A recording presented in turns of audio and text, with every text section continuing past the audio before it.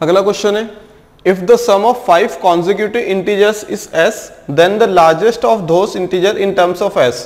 मतलब हम लोगों के पास 5 लगातार 5 कंटिन्यूस या फिर कंसेक्यूटिव इंटीजर से कंटिन्यूसली, ठीक, अगर, ठीक, क्या बोल रहा है कि अगर उनका सम क्या हो, s हो, अगर उनका सभी का सम कितना हो, s, ठीक, जैसे 1 + 2 + 3 + 4 + 5, ठीक, ये क्या है 5 कंसेक्यूटिव इंटीजर से, इनका सम कितना आएगा s।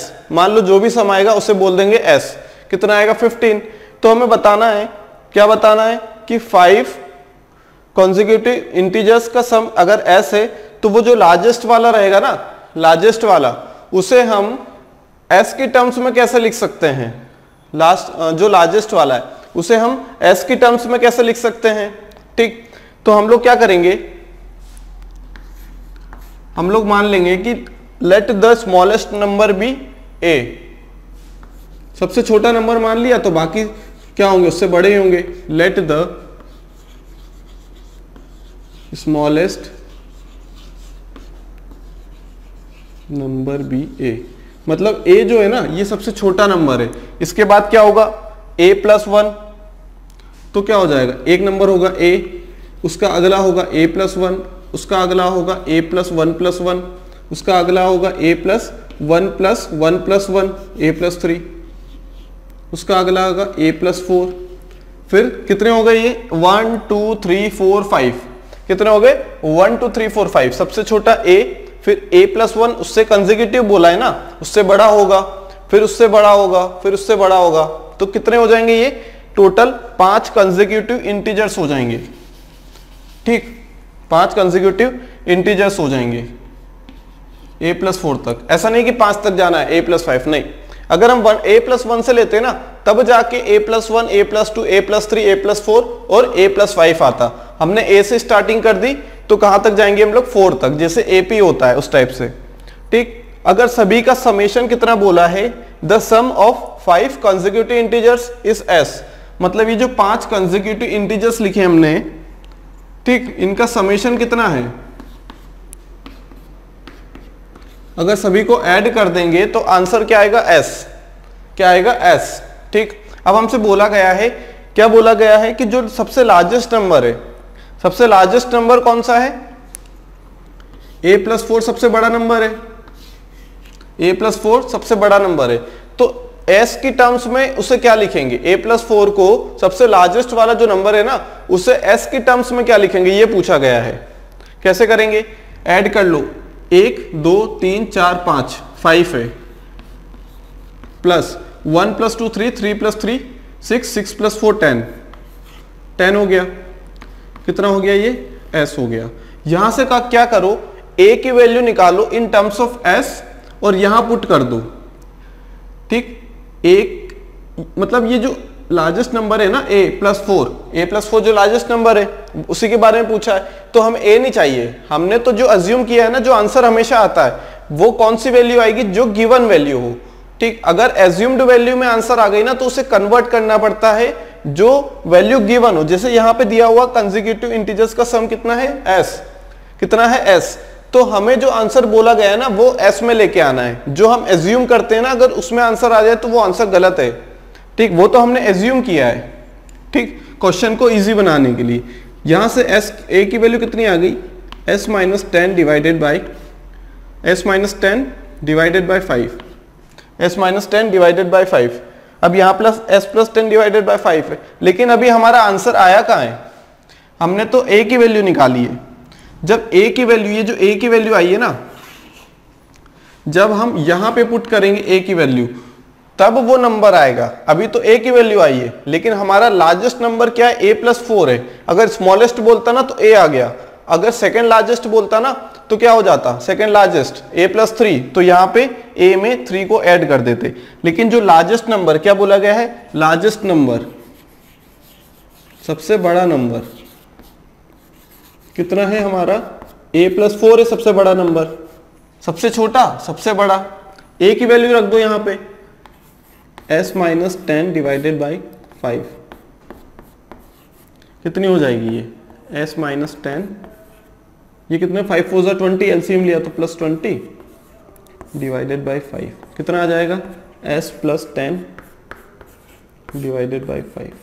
वो ऑप्शन में दे भी सकता है, अभी आंसर तो s प्लस 10 डिवाइडेड बाई 5 आ गया, वो ऑप्शन में ये भी दे देगा s minus 10 divided by 5, s minus 10 divided by 5। तो हम यहाँ से देखेंगे कि हाँ आंसर आ गया, हम टिक लगा देंगे जल्दी से, क्योंकि उस टाइम हम ध्यान नहीं देंगे, जो आंसर दिखता है ना हमें ऑप्शंस में वही टिक लगा देते हैं अगर आंसर आ गया तो, हम सोचते नहीं दोबारा। लेकिन हमने यहाँ सोचना पड़ा क्योंकि जो हमसे पूछा गया है वो क्या है, हमसे a नहीं पूछा है, हमसे a+4 पूछा है, a+4 पूछा है largest.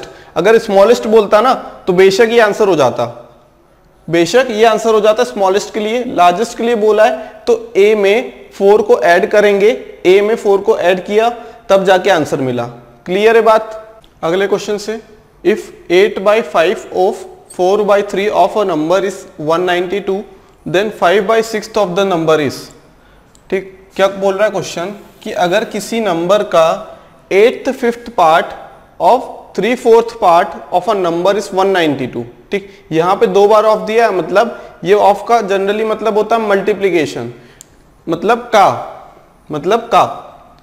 8/5 of 4/3 of a number is 192 then 5/6 of the number is. Number की बात हो रही है तो इस टाइप के क्वेश्चन में हम क्या देखते हैं, जनरली अज्यूम कर लेते हैं। वर्ड प्रॉब्लम ये रहता है कि कुछ ना कुछ अज्यूम करना रहता है जो निकालना है। ठीक, लेट द, मान लो वो नंबर क्या है x, let the number be x। Clear, number क्या है x। ठीक, इफ 8/5 ऑफ 4/3, मतलब 8/5 ऑफ मतलब multiply of 4/3 of a number मतलब कौन सा नंबर x इस 192 मतलब 8/5 ऑफ 4/3 ऑफ अ नंबर। पहले सॉल्व करो 4/3 ऑफ अ नंबर, क्या होगा 4/3 ऑफ अ नंबर, ये होगा नहीं होगा, 4/3 of a number is 4/3 of x। 8/5 of मतलब उसका भी 8/5 पार्ट निकालना है, उसका भी 8/5 पार्ट निकालना है और वो दिया हुआ है 192। तो हमसे बोला है कि उस नंबर का 5/6 पार्ट कैसे निकालना है, 5/6 पार्ट कैसे निकालना है, 5/6 पार्ट ऑफ x उस नंबर का मतलब कौन सा नंबर, जो कि नंबर हमने एज्यूम किया है x, उस नंबर का x निकालना है। अब x की वैल्यू तो पता नहीं है तो यहां से निकालेंगे, कैसे निकालेंगे, 8×4 = 32, 32x is equal to 192 into ये 5×3 = 15, यहाँ चला जाएगा, कितना हो जाएगा x की वैल्यू 32 इंटू 6 180 192 6 इंटू 15 कितना हो जाएगा 15 6 = 90, x की वैल्यू तो आ गई 90। अब क्या करना है, x की वैल्यू 90 आ गई तो 5/6 ऑफ x ही तो पूछा है, मतलब 90 कितना हो जाएगा 6 15 = 15 5 = 75, 75 is the answer, 75 is the answer. Clear, 75 answer है यहाँ पे।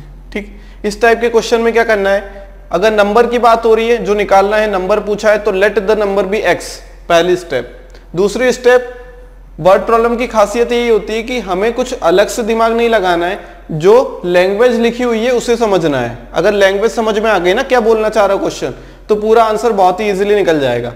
जैसे 8/5 of 4/3 of a number is 192, 8/5 of किसका, 8/5 ऑफ 4/3 ऑफ अ नंबर, उस नंबर का 4/3 का, उस नंबर का कौन सा x नंबर का 4/3 और x का। ठीक, फिर इन दोनों का भी 8/5 पार्ट कितना दिया 192, x की वैल्यू निकाल ली।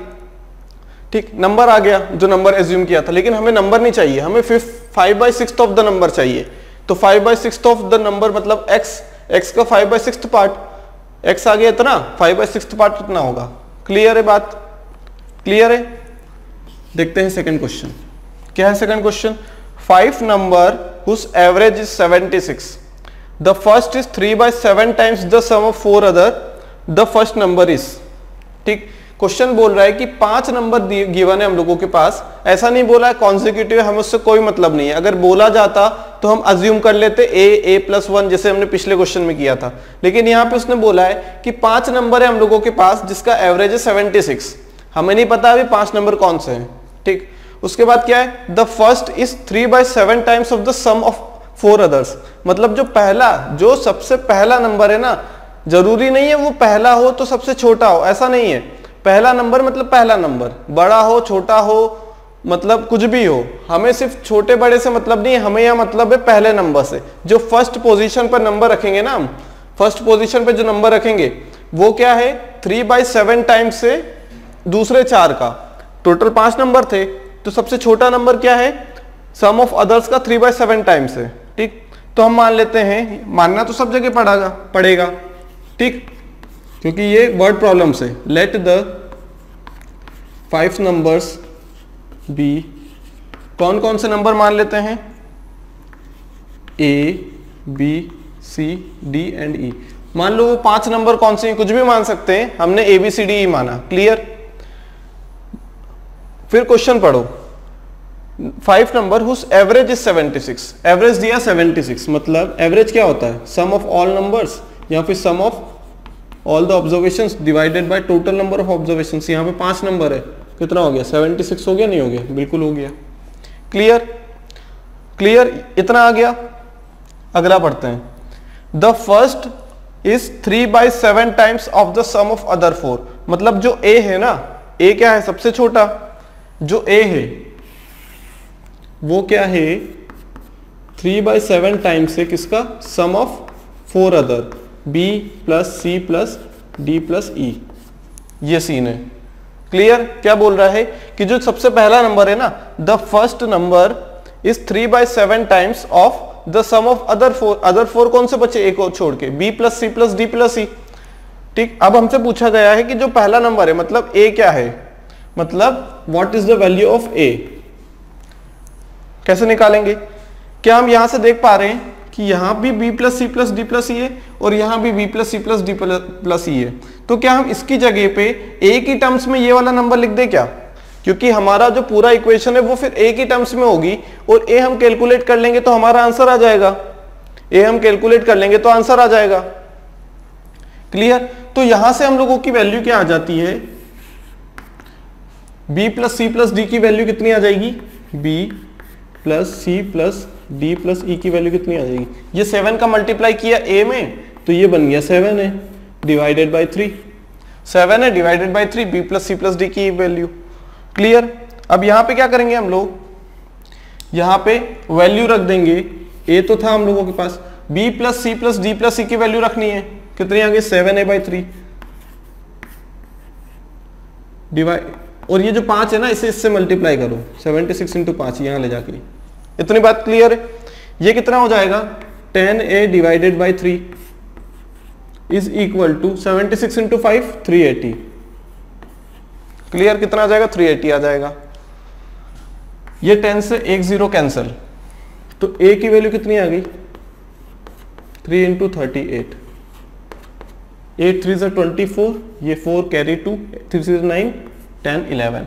तो जो a की वैल्यू आ गई ना वो 114 114 आ गई। The value of x is 114, 114 is the answer. Clear.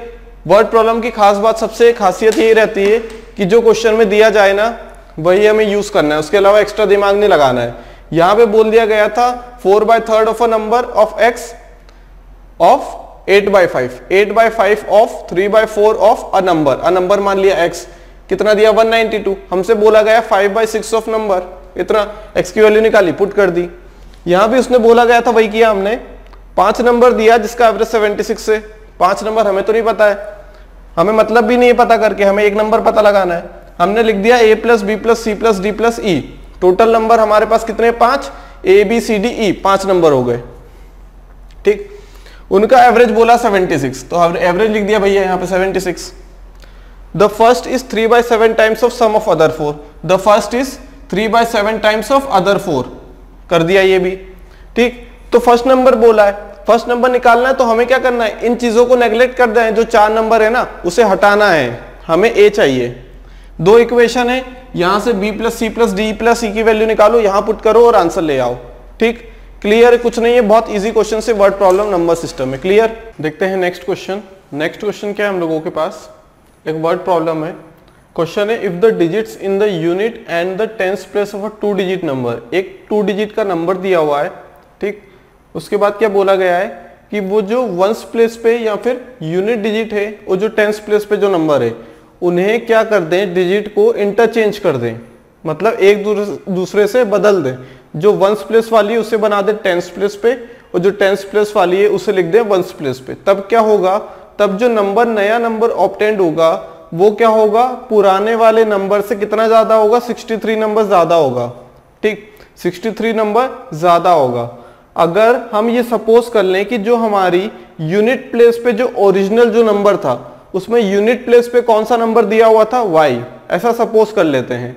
तो बोला है कि पॉसिबल वैल्यूज ऑफ y क्या है, मतलब कितने वैल्यूज y के लिए हम लोग ले सकते हैं, कौन सी वैल्यू ले सकते हैं इनमें से y के लिए।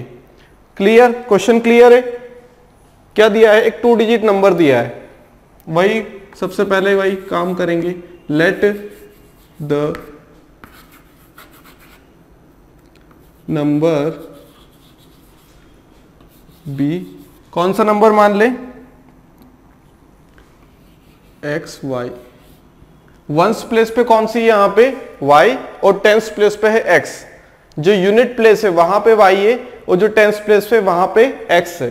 ठीक, क्या हो अगर हम दोनों नंबर को इंटरचेंज कर दें, न्यू नंबर क्या होगा, मतलब दोनों की डिजिट को इंटरचेंज करने के बाद जो नंबर ऑब्टेंड होगा वो क्या y x होगा। ठीक, यहां ध्यान रखने वाली बात यह कि xy और yx सेम नहीं है। यहाँ पे जो x और y लिखा है ना हमने वो मल्टीप्लीकेशन में नहीं है, क्योंकि बचपन से पढ़ते आ रहे हैं कि अगर मल्टीप्लीकेशन करना है तो साइन मत लिखो, अगला नंबर लिख दो जिसका मल्टीप्लीकेशन करना है। ठीक, तो यहाँ पे नंबर है, y क्या है, y एक ऐसा नंबर है जो कि यूनिट प्लेस पे है और x ऐसा नंबर है, सॉरी नंबर नहीं डिजिट है, y एक ऐसे डिजिट है जो कि वंस प्लेस पे है और x ऐसे डिजिट है जो कि टेंस प्लेस पे है। अगर हम नया नंबर फॉर्म करें जिसमें क्या हो, जो वंस प्लेस वाली डिजिट है जो y है वो टेंस प्लेस पे चली जाए और जो टेंस प्लेस वाली डिजिट है वंस प्लेस पे चला जाए, तब क्या होगा, जो नया नंबर फॉर्म होगा, नया नंबर कौन सा आया, yx इंटरचेंज करने के बाद वो क्या होगा, जो पुराने नंबर से उससे 63 बड़ा है, which is greater than the original number by 63। मतलब ओरिजिनल नंबर से, मतलब ओरिजिनल नंबर यहां पे है और जो पुराना नंबर, सॉरी ओरिजिनल नंबर यहाँ है और जो नया नंबर है वो यहाँ पे बड़ा है, नंबर लाइन में आगे है। तो ओरिजिनल नंबर में कुछ ऐड करेंगे तभी तो यहाँ पहुंच पाएंगे नए नंबर के पास। तो ओरिजिनल नंबर में क्या ऐड करें हम लोग, ओरिजिनल नंबर में ये ओरिजिनल नंबर है, इसमें क्या ऐड करें कि यहाँ पहुंच जाए, गिवन है 63 ऐड करो उसमें, तब जाके पहुंच पाओगे नए नंबर के करीब या नए नंबर तक। क्लियर, इसका क्या मतलब होता है, नंबर सिस्टम में जो एक्स वाई है इसमें जो y है वंस प्लेस पे, x है टेंस प्लेस पे। क्या हम इस चीज को ऐसे लिख सकते हैं क्या, हम शुरू से देखते आ रहे हैं 10x प्लस वाई लिख दिया, 63 एज इट इज, इसे लिख दिया 10y क्योंकि y की प्लेस वैल्यू क्या है 10, उससे मल्टीप्लाई कर दिया इंटू x हो गया। क्लियर है, क्लियर है बात यहां तक, ठीक है, ये प्लस है। अब क्या करेंगे, अब x और y मतलब वेरिएबल को एक साइड ले जाओ, 63 as it is, 10y minus Y कितना होगा 9y, plus x minus 10x कितना होगा माइनस 9x। क्लियर, क्लियर है बात। अब 9 कॉमन लेके डिवाइड कर लो, कितना आएगा 7, कितना आ जाएगा ये y माइनस x। ठीक, हमसे क्या पूछा गया है, possible values of y, possible values of y मतलब y कितना हो जाएगा x प्लस 7। वो हमसे ये भी पूछ सकता था पॉसिबल वैल्यूज ऑफ x, ठीक, पॉसिबल वैल्यूज ऑफ x हमसे पूछा है y के लिए। y के लिए क्या होगा, y और x क्या है, दोनों नंबर ऐसे हैं जो कि क्या हो सिंगल डिजिट है, ये भी सिंगल डिजिट है, ये भी सिंगल क्या है डिजिट है। क्लियर, दोनों क्या है 0 से लेके 9 तक के नंबर है। x की वैल्यू 0 नहीं हो सकती, नहीं तो सिर्फ y बचेगा, y क्या है एक सिंगल डिजिट नंबर बन जाएगा, यहाँ पे 2 डिजिट का नंबर बोला है।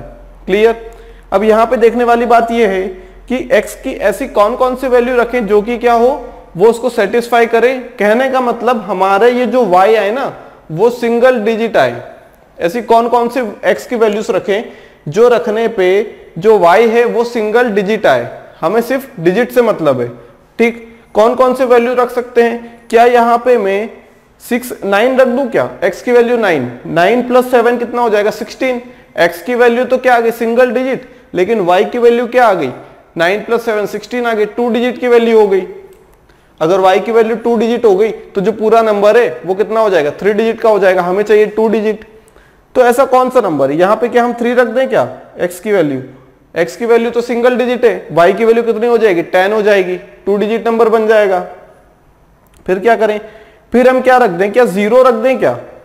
0 रख दिया, x की वैल्यू 0 रख दी, ये x की वैल्यू से, ये y की वैल्यू से।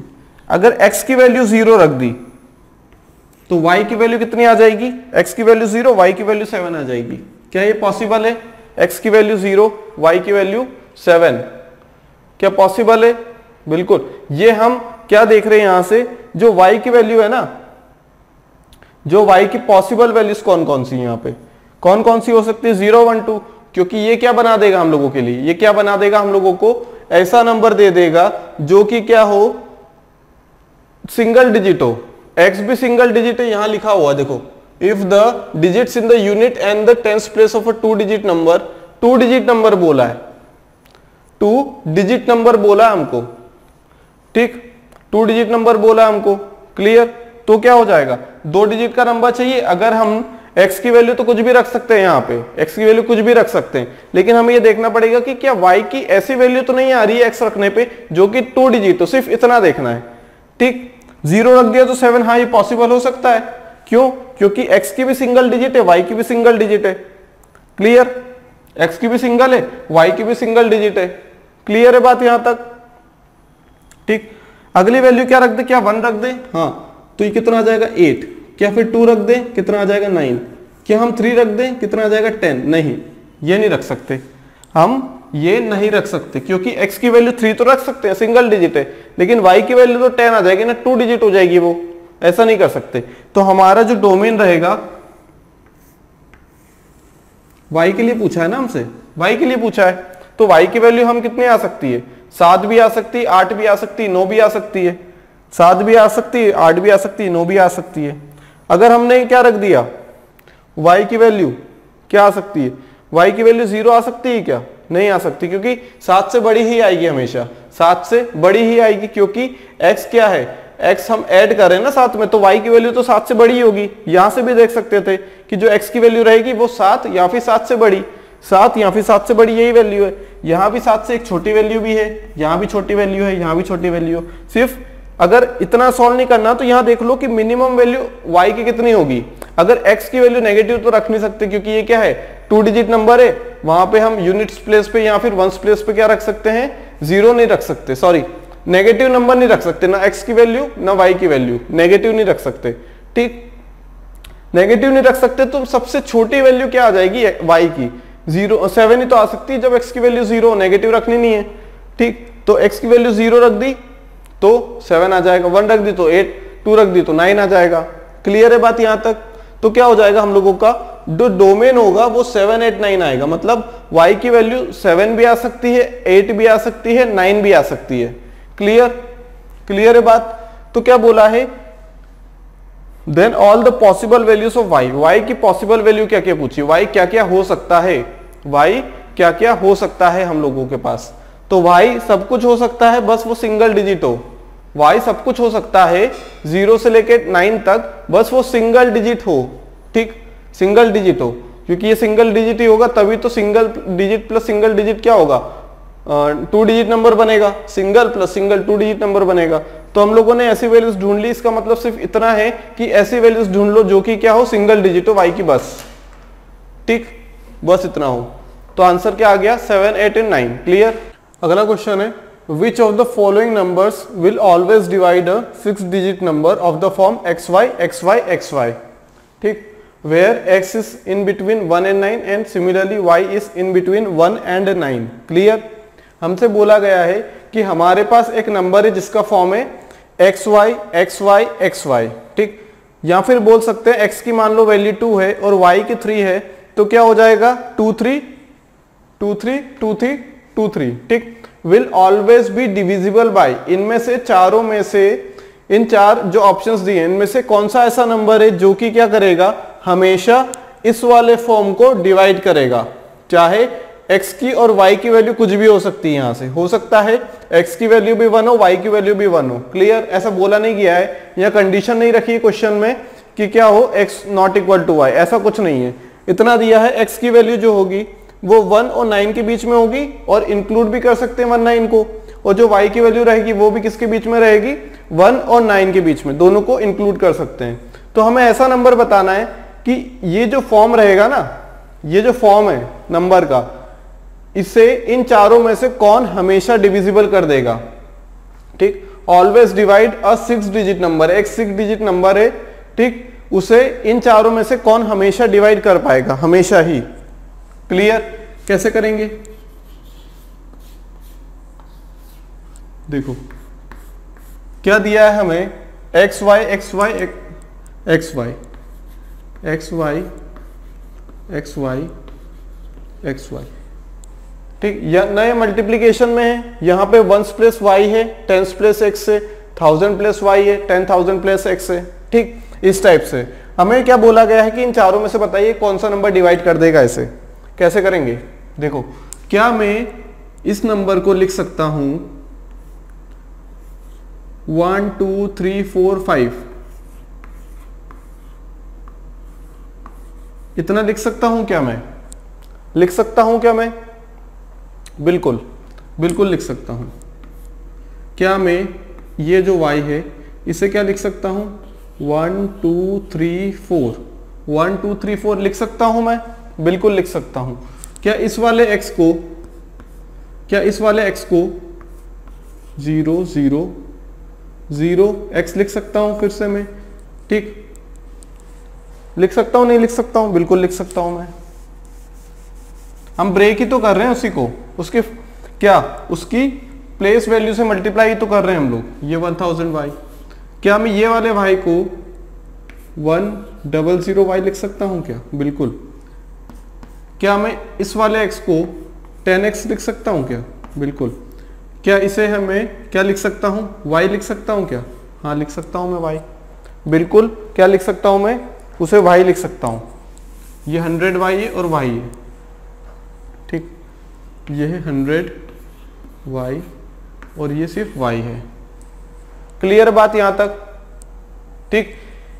अगर 1 2 3 4 5 6, ये जो 6 नंबर्स है ना, अगर सभी को ऐड कर देंगे एक दूसरे से, सभी को एक दूसरे से ऐड कर देंगे तो हमारे पास ये वाला नंबर निकल के आ जाएगा, ये वाला नंबर निकल के आ जाएगा। या फिर इस चीज को दूसरी वे में क्या लिख सकते हैं हम लोग, 1 0 1 0 1 0 x लिख सकते हैं। इसमें क्या ऐड कर दें, 1 2 3 4 5, इसे क्या लिख सकते हैं, और हम 1 0 1 0 1 0 1 0 1 लिख सकते हैं इसे, 1y। क्लियर है बात यहां तक, क्लियर है बात यहां तक, लिख दिया हमने, ब्रेक करके लिख दिया है, कुछ नहीं किया है हमने, क्या किया है, ब्रेक करके लिख दिया है, ठीक, दोनों को, ठीक। अगर हम ऐड कर देंगे तो क्या हो जाएगा, ऐड कर देंगे तो हमारे पास वैल्यू ये नहीं आ जाएगी, वैल्यू जैसे ये 10,000x था, यहाँ 1000x से यहाँ 10x, यहाँ 10,000y 100y y, ब्रेक करके लिख दिया अलग अलग, सभी को ऐड किया, x वाली टर्म्स को ये आया, y वाले टर्म्स को ये आया। क्लियर है बात यहां तक, बात क्लियर है। ये कौन सी डिजिट है, जो सबसे लास्ट में है, ठीक। इसके बाद क्या आएगा, एक 1 0 0 1 2 3 4 5 5 0 है, इसके बाद 1 2 3 0 है, ठीक। इसके बाद कितना है, x के बाद 1 0 है, 10y आ गया। क्लियर, तो क्या मैं ये बोल सकता हूं कि इन दोनों, इस ये जो पूरा नंबर है इसे हमने ब्रेक करके लिख दिया x और y में, x और y में ब्रेक करके लिख दिया, बिल्कुल लिख दिया।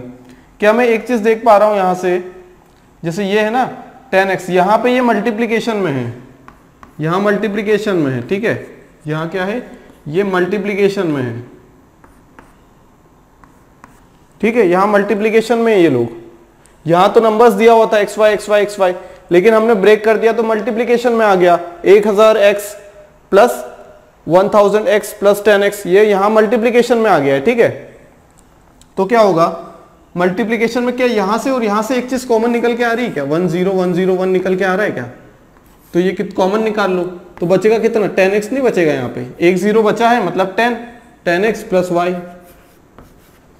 अब कुछ भी हो, हमें ये पता लग गया कि ये जो 10101 है ना, इससे हमेशा डिविजिबल होगा ये नंबर। ये जो पूरा नंबर है ये किससे डिविजिबल होगा? 10101 से, क्योंकि ये 10101 का मल्टीपल है, क्योंकि ये 10101 का मल्टीपल है।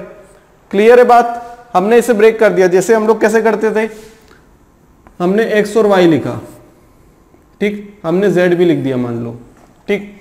हम इसे क्या लिख देंगे?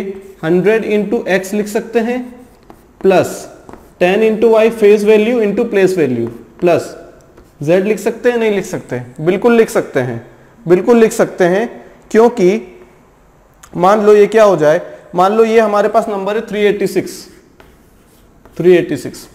इसका क्या मतलब है? 100 का मल्टीप्लाई करो, फेस वैल्यू क्या है यहाँ की 3, प्लेस वैल्यू से मल्टीप्लाई कर दो, प्लस फेस वैल्यू क्या है 8 multiply by place value, plus face value into multiply by base value. तो क्या 300 प्लस 80 प्लस 6 का मतलब ये नहीं होता है 386, यही तो होता है। Place value multiply by face value plus place value multiply by face value.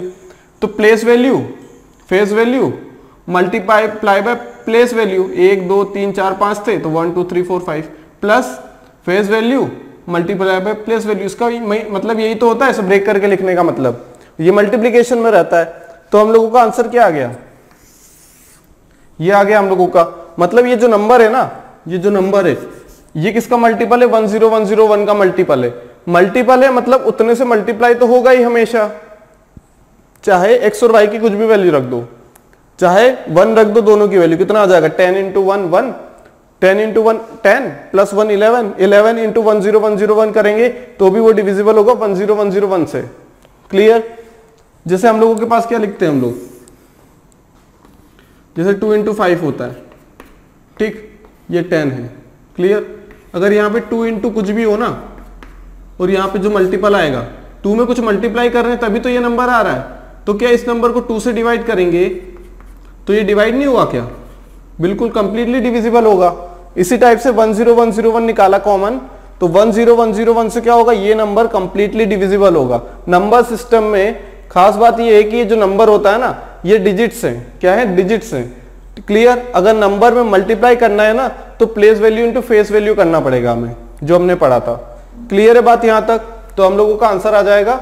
और बेसिक तरीका यही है, इसे अलग अलग क्या करो, ब्रेक कर लो, इसे ब्रेक कर लो। क्लियर बात? अगला क्वेश्चन क्या हम लोगों के पास? अगला क्वेश्चन है, एक वर्ड प्रॉब्लम दी गई है, उसमें बोला गया है कि अगर हमने किसी बच्चे को, किसी स्टूडेंट को बोला कि भाई आप किसी फ्रैक्शन को, एक फ्रैक्शन दिया गया उसे बोला गया कि इस फ्रैक्शन में आप क्या करिए, मल्टीप्लाई करिए किसी नंबर का। तो उसने क्या किया? उसने मल्टीप्लाई नहीं किया, उसने उसी नंबर का डिवाइड कर लिया।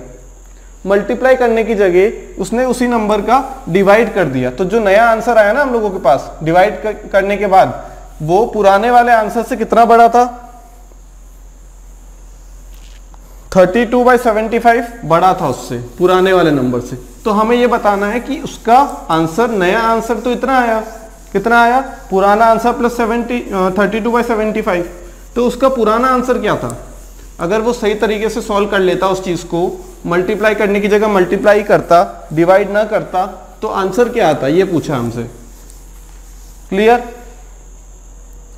A boy was asked to find 3/5 of a fraction. एक फ्रैक्शन दिया हुआ है, let the fraction be, let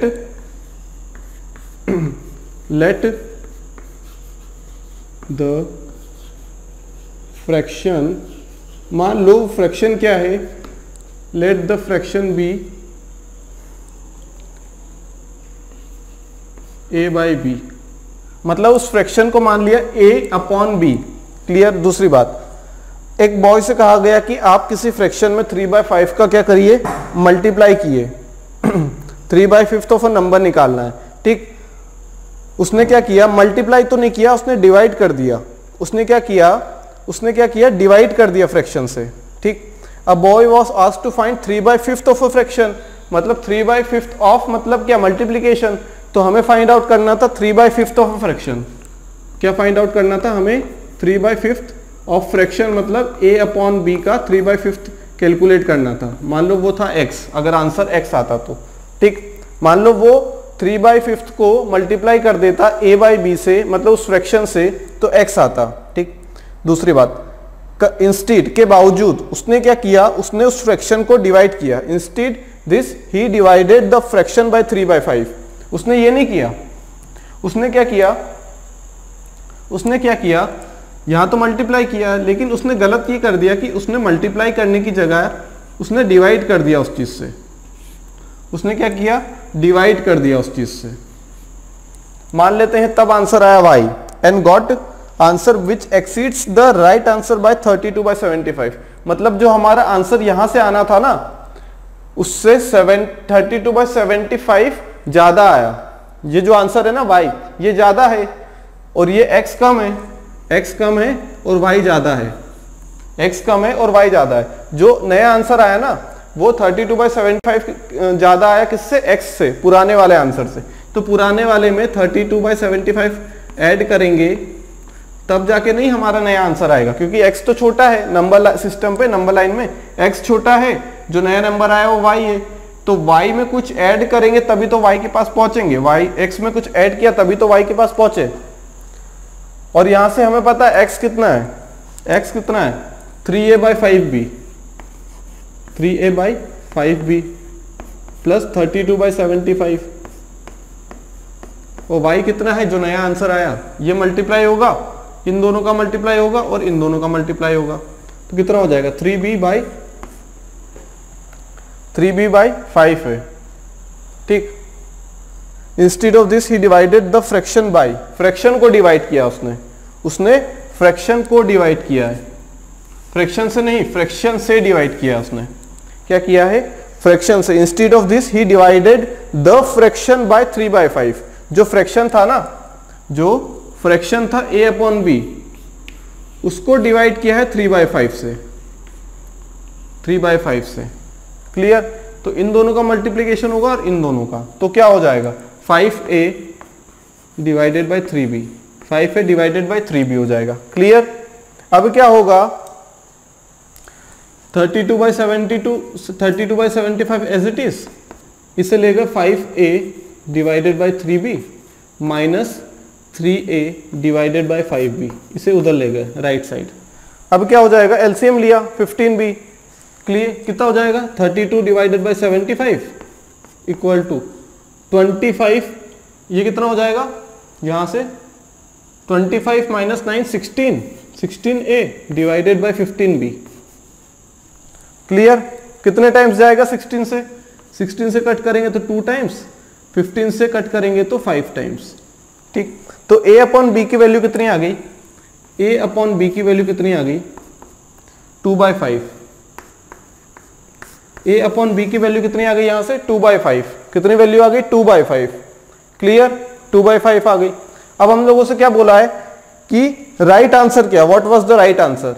right answer तो ये था हमारा, ये तो नया आंसर था। राइट आंसर क्या है, x। ठीक, x, और x क्या है, 3/5 into a/b, into a/b, a/b की वैल्यू कितनी, 2/5, मतलब आंसर कितना आएगा, 6/25, 6/25, आंसर कितना आएगा, 6/25। कैसे किया, कैसे किया, क्वेश्चन बोला था कि एक लड़के से कहा जाए कि आप क्या करिए, 3/5 of a fraction find out करिए। अब हमें तो पता नहीं 3/5 कौन सा फ्रैक्शन है, फ्रैक्शन मान लेते हैं हम लोग a/b, क्या मान लिया, फ्रैक्शन को मान लिया a/b, a/b में हमने 3/5 का मल्टीप्लाई कर दिया, तो मान लेते हैं कि x will be the answer, x will be the answer. आगे बढ़ते हैं, इंस्टीड ऑफ दिस मतलब मल्टीप्लाई करने की बजाय, मल्टीप्लाई करने की बजाय उसने क्या किया, ही डिवाइडेड द फ्रैक्शन बाय 3/5। उसने क्या किया, जो फ्रैक्शन था ना उसको डिवाइड कर दिया, मल्टीप्लाई तो नहीं किया, उसने डिवाइड कर दिया, तब जाके उसके पास आंसर जो आया, उसके पास तब जाके जो आंसर आया ना, वो पुराने वाले आंसर से 32/75 ज्यादा निकला। पुराने वाले आंसर से 32/75 कितना निकला? ज्यादा निकला। तो हमें बताना है कि उसका पुराना आंसर क्या था। कैसे करेंगे? x की वैल्यू रख दी, y की वैल्यू रख दी, सॉल्व किया तो a/b आया, a/b की वैल्यू यहां रख दी, आंसर आ गया। ठीक।